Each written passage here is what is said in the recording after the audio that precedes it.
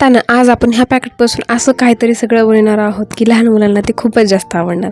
काय केलं बघा, मस्त मोठं असं भांडं घेतलं आहे. काय पण मोठं त्याच्यामध्ये सगळं हे साहित्य आपलं मिक्स झालं पाहिजे. तर मध्ये लाह्या घेतलेल्या आहेत. त्याच्यावरून तुम्हाला समजलंच असेल की आज आपण काय बनवत आहोत. हो, आपण वेफर्स हे सगळं काही एक मिक्स करून एकत्रित करून याची भेळ बनवत आहोत, जी की लहान मुलांना खूप जास्त आवडते. आणि पॅकेट्स वगैरे घरामध्ये असतील तर ते कसं असतं, लहान मुलांनी भांडणं होतात की मला खायचं. हो, त्याच्याऐवजी आपण हे सगळं मिक्स करून एकत्र करून त्यांना दिलेलं बरं.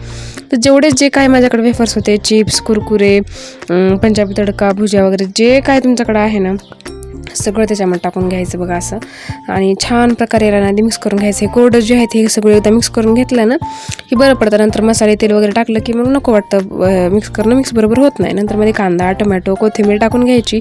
ककडी वगैरे आवडत असेल तर ते पण टाकून घ्या. लिंबू वगैरे पिळून घ्या तुम्हाला आवडत असेल तर.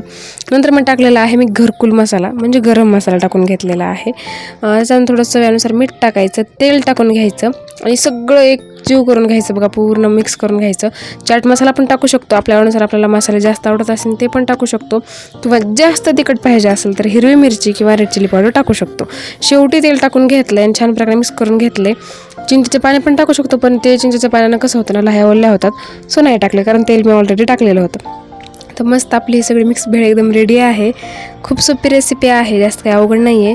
तर ही रेसिपी कशी वाटली मला नक्की कॉमेंट करून सांगा. आणि चॅनलला पटकन सबस्क्राईब करून ठेवा जर केलं नसेल तर. चला भेटूया उद्या.